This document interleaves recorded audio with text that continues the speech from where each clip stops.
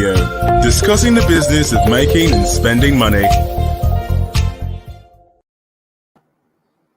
Good day to all of you following us on Nigeria's beautiful program, one of Nigeria's beautiful programs. It's Money Radio on Leadership Podcast. It is my pleasure to welcome you this afternoon to a topic we want to discuss, which is the challenges facing Nigeria's manufacturing sector. And in the studio to discuss that issue with me is Mr. Paul Uwadima. Mr. Paul, you're welcome. Thank you. Mr. Wadema is a regular face on the program, and this is the agribusiness segment of the program, Money Radio on Leadership Podcast. I'm your host, Case Hammond. So, Nigeria's manufacturing sector contributes, compared to other sectors in the economy, Nigeria's manufacturing sector contributes relatively low in terms of GDP. That is presently around 4%. But Nigeria's Industrial Revolution plan is to up that to at least 10%, which will mean Nigeria's manufacturers will be generating additional 5 billion naira every year. Yes, and that is an ambitious project. But there are challenges. So these challenges we wish to discuss today. And Mr. Paul is poised to do that. He's a regular face in the studio on this segment, and he's poised to do justice to that program, to this topic. Mr. Paul, what are the challenges we are facing in the manufacturing sector? Okay. Thank you for this question. But it's also important that we look at the potentials we have in terms of manufacturing. All right. You know, when you look at the factors that enables manufacturing, you look at things like capital, you look at things like land, labor, entrepreneur, markets. Now, Nigeria is a country that is blessed with natural resources. Yes. So we have abundant raw materials, solid minerals, zinc, gold, iron, name them. We have them in abundance in this country that can propel industrialization and manufacturing. So we are not lacking in terms of having raw materials that industries can use to manufacture all manner of goods that you can think of in the world today. Now, what about labor? Nigeria has abundance of labor, both skilled and unskilled labor. We have them in abundance. Year after year, Nigerian universities, technological institutions are churning out graduates, avalanche of graduates every year. Many of them looking for what to do. They have no place to practicalize what they have learned in the universities and the polytechnics. So we have that in abundance. So anybody who wants to come and invest in Nigeria as a manufacturer can be rest assured that you meet adequate manpower to drive the manufacturing process.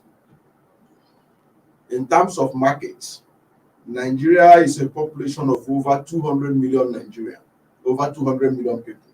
So there is available market for whatever good that is produced in this country. So Nigeria is not just a place where you can manufacture. You also have ready markets that can consume industrial produce. Are you getting it? Yes. Now, we also have capable entrepreneurs who can be able to manage industries, manage manufacturing setup effectively. We have them in abundance in this country. Now, in terms of capital, that is where we are having a lot of challenge. we are having a lot of challenge because the commercial banks have not been very helpful in terms of sponsoring or financing manufacturing sector. They don't seem to have trust in the ability of Nigerian manufacturers. So they are not ready to take a risk and invest in them. I think that was what propelled the federal government of Nigeria to talk about Bank of Industry, which now become a kind of government bank to encourage industrialization, which has been going on effectively for some time now.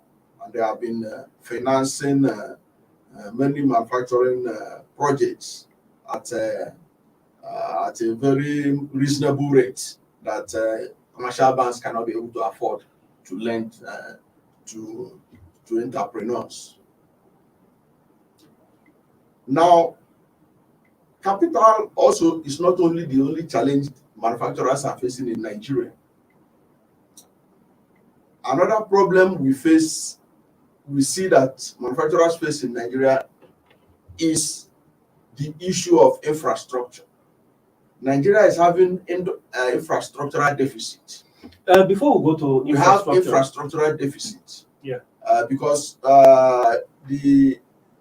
Nigeria has the largest road network in West Africa.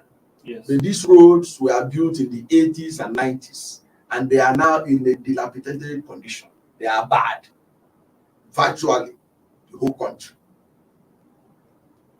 And if you want to attract manufacturing in any part of the country, you need to address this issue of accessibility of the roads around the country.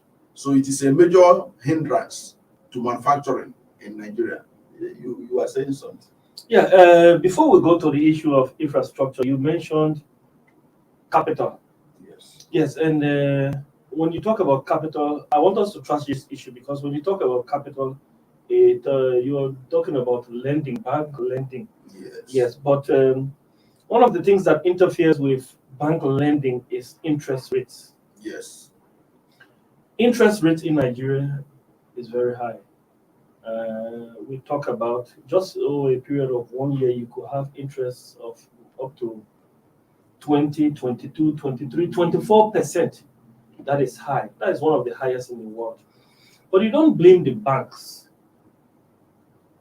ultimately because of the rate of inflation. When you have high inflation, of course, if a bank is lending you at a rate of 10% per annum, and the country's inflation rate is, say, 20%, that means they are losing. It's negative return. So in a way, you can't blame the banks. Even the Bank of Industry, which the government has set up, actually operates at a loss in such an inflation regime that we have in the country. So I just wanted to note that the banks are not ultimately to blame. So we talk about policies that should mitigate inflation. The government has, over the years, been trying to uh,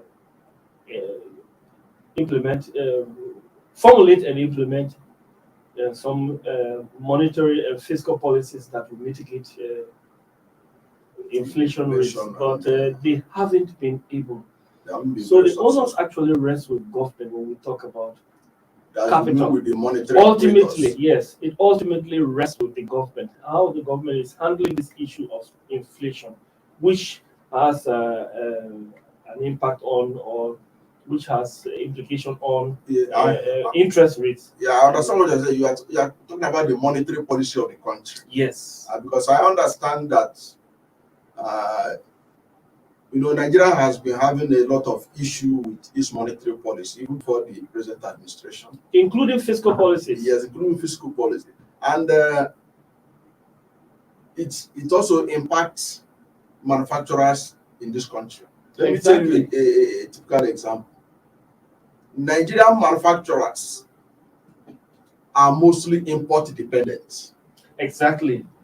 Most of the raw materials they use, sadly, Because why I'm saying sadly is because Nigeria is a country that is blessed with a lot of mineral resources, a lot of agricultural resources, which if we harness them effectively, we ought not to be importing so much to be able to drive our manufacturing sector. Yes. Unfortunately, our manufacturing sector is driven by import dependence. Yes. As a result of it, forex became an issue.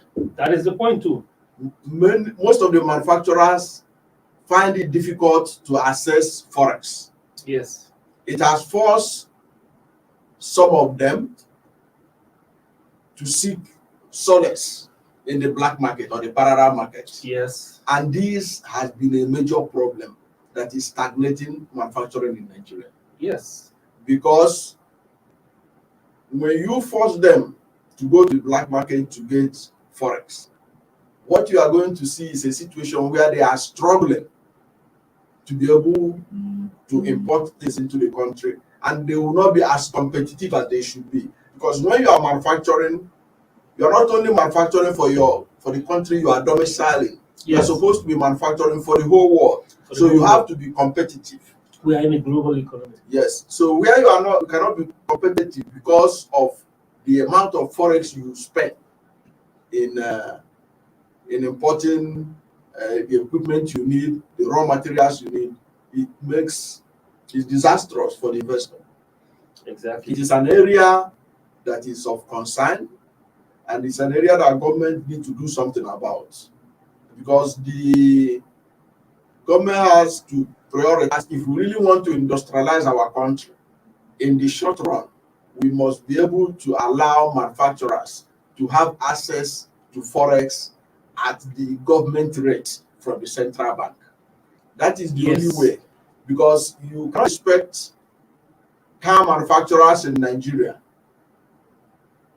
Are you getting it? Car manufacturers in Nigeria to be buying forex at the parallel market, and you expect them to be competitive with the big manufacturing giants all over the world.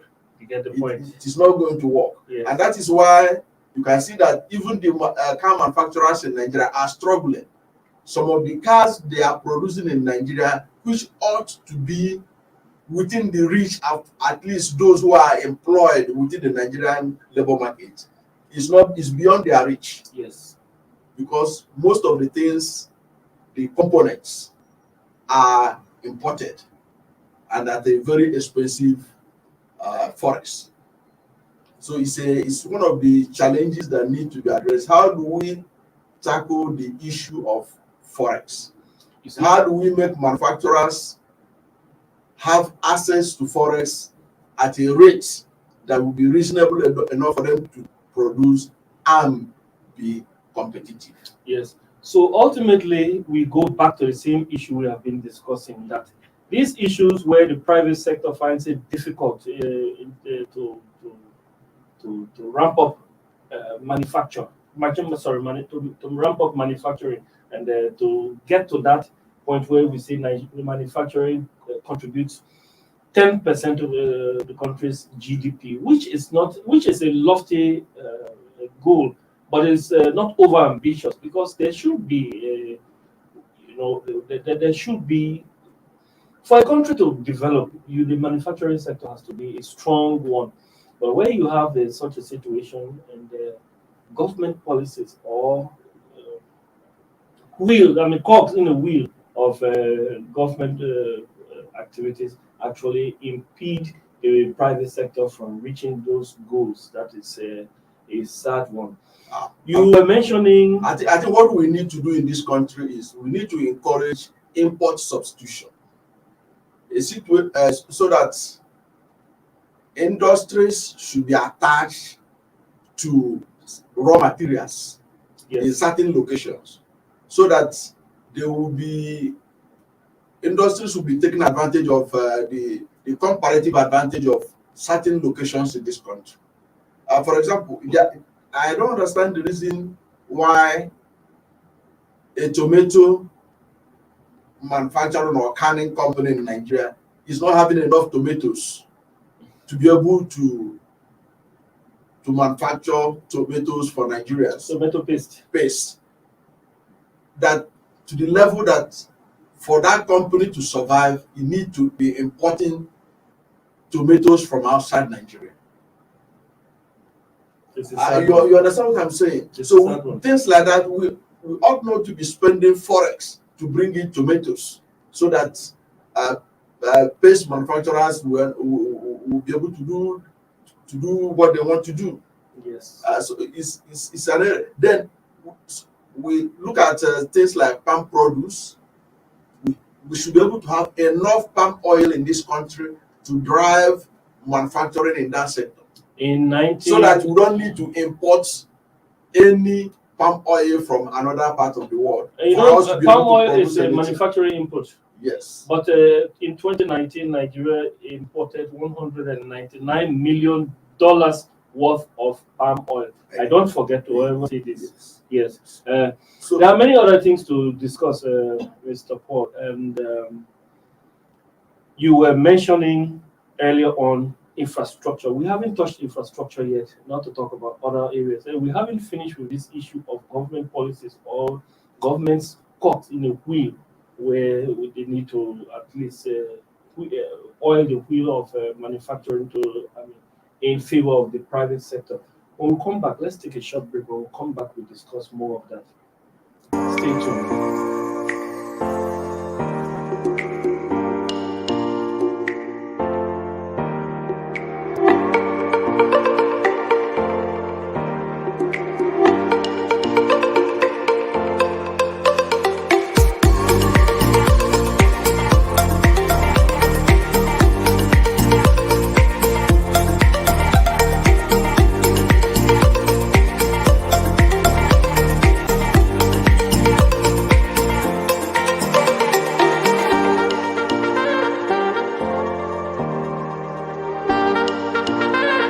For sponsorship and advert placements, please contact 080-3688-6158. Last Word Leadership Podcast Studio. You have the last word.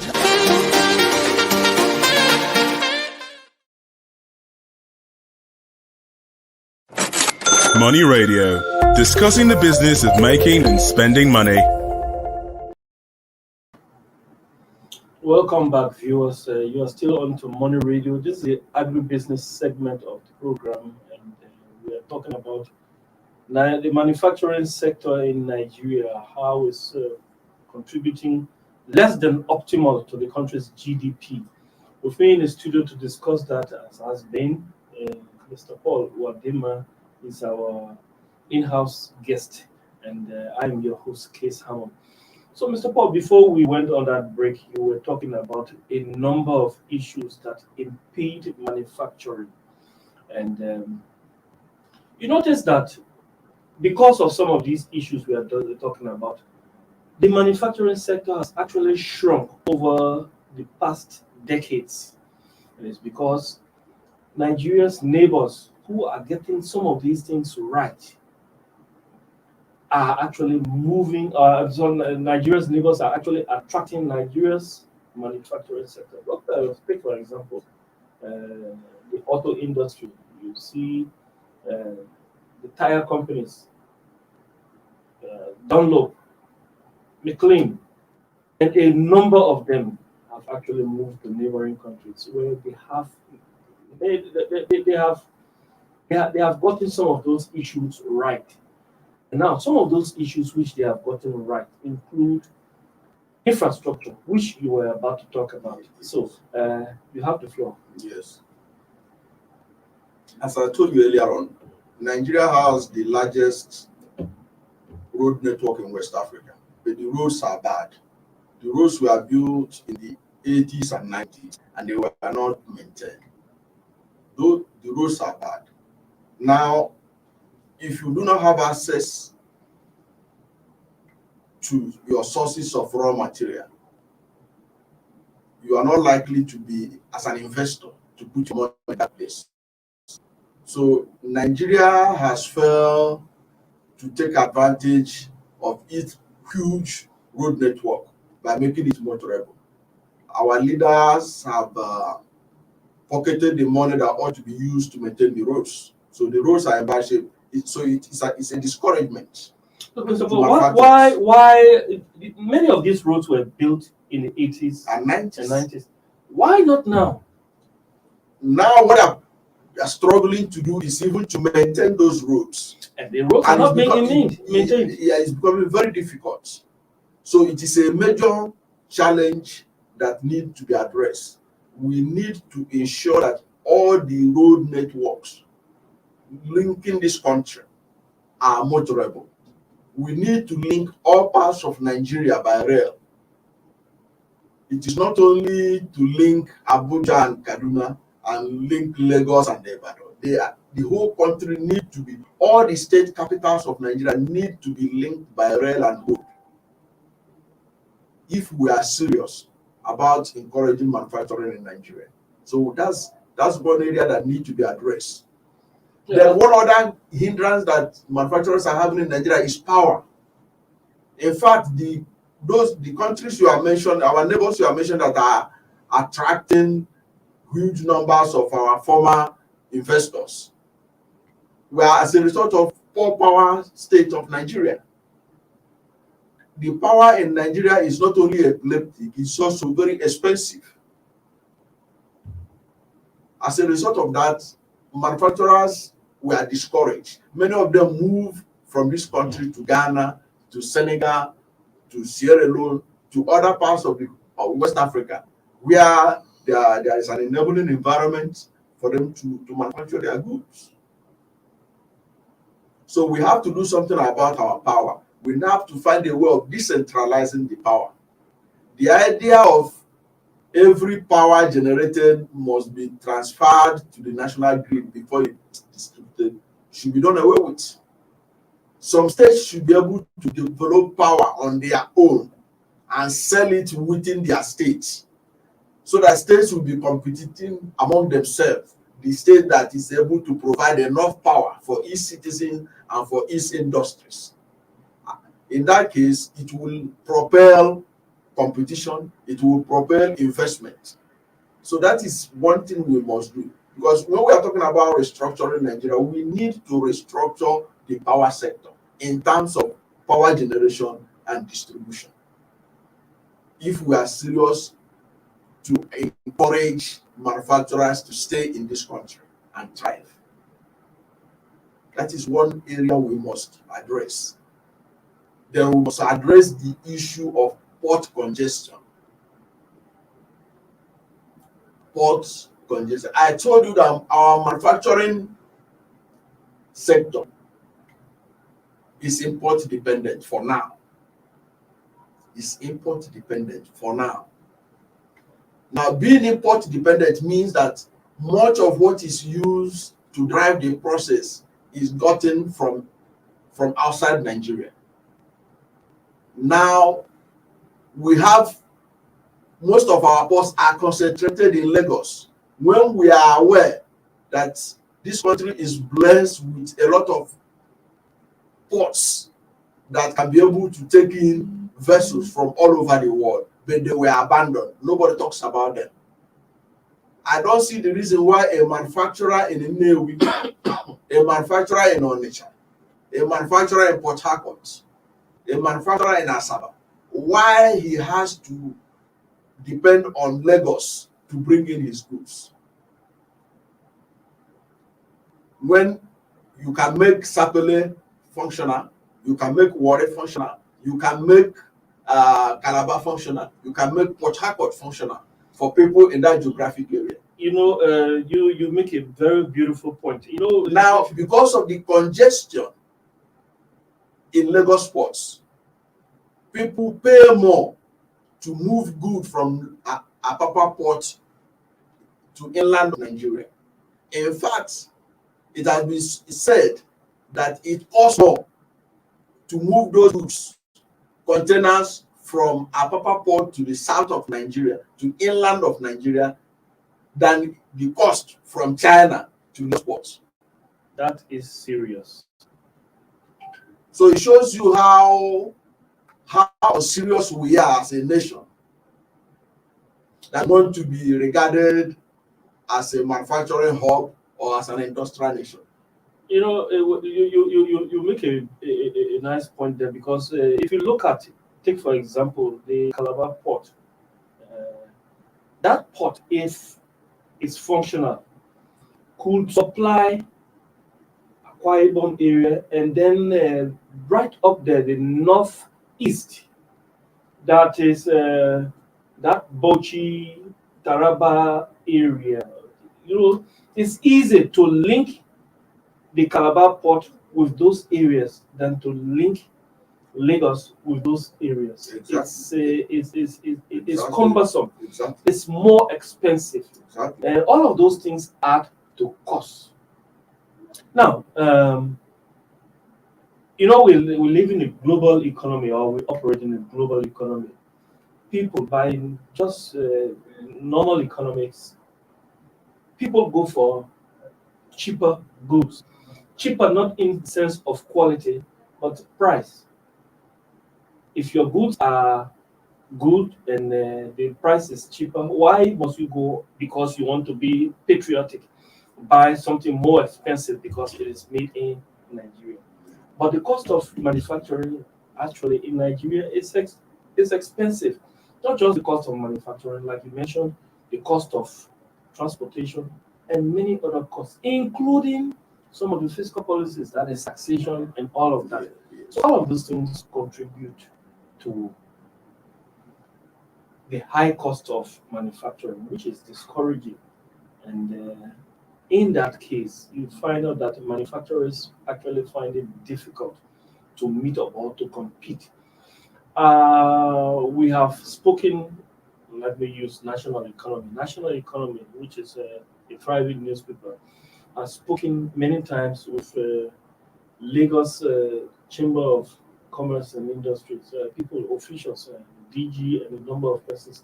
And they talk about these issues of taxation. They talk about the cost of operations, the cost of diesel. All of these things actually increase the prices of goods. And if you don't mind, services to Nigerians. And if you see something cheaper from another country, it's Of, feasible of course, that's why a lot of manufacturing companies are dying in Nigeria because they are not very competitive. We're not So competitive. the Chinese are bringing in cheaper variants of it, of whatever they are producing. And here it's in because Nigeria. of taxation And, in taxation in China, cost of borrowing in China. The Chinese actually borrow at a single digit rate in the Chinese government makes sure that their companies borrow at single digit. Anyway, when I say single digit, the lower single digit, that is 5 or less. Whereas you're borrowing at the rate of 17, 20% here, it makes it difficult. Then you have the infrastructure. Electricity is available, and electricity is cheap in places like China. So Chinese actually have more advantage. yes, they have more advantage. And Yes. where we have comparative advantage over China now is in the area of labor cost. Yes. Labor is growing cheaper and cheaper in Nigeria, while it's getting higher in China. And we should latch onto that yes, advantage. we should take advantage of that and attract investors to Nigeria. And how do we do that? We must provide the infrastructures that are needed. We must provide enabling monetary climates for people to come in and put their money, knowing that the monetary policy of Nigeria is not manipulated, that the value of Nigerian naira is based on demand and supply, because investors are also very careful looking at things like that. If they see that the government of the day is manipulating the value of the naira Yes. against what they perceive to be the actual rate of the naira, they are discouraged. Yes. So these are issues that we need to address to provide position our country to be competitive, to attract investment in manufacturing sector. You speak well, very well, Mr. Paul. You touch the issues, and our governor, our politicians, who make these policies actually. This is not rocket science. It's something that people know, but it's just to implement them, and it takes political will. With that, we come to the end of today's agribusiness segment of Money Radio. And with me in the studio has been Mr. Paul Wadima. Thank you very much, Mr. Paul. Thank you to our producers. Mostly we say thanks to you who are our loyal followers, and those of you who are our new followers. We say this is a beautiful program and you are welcome every day at 2 o'clock to Money Radio. I have been your host, Case Hammond. Do stay tuned tomorrow. Join us same time tomorrow at another opportune time. We present another program, and that will be another segment of Money Radio. It will be a pleasure having you. Until then, COVID-19 is real. Still safe, stay safe, and stay blessed. Have a nice day. Thank you for watching. For sponsorship and advert placements, please contact 080-3688-6158. Last Word Leadership Podcast Studio. You have the last word.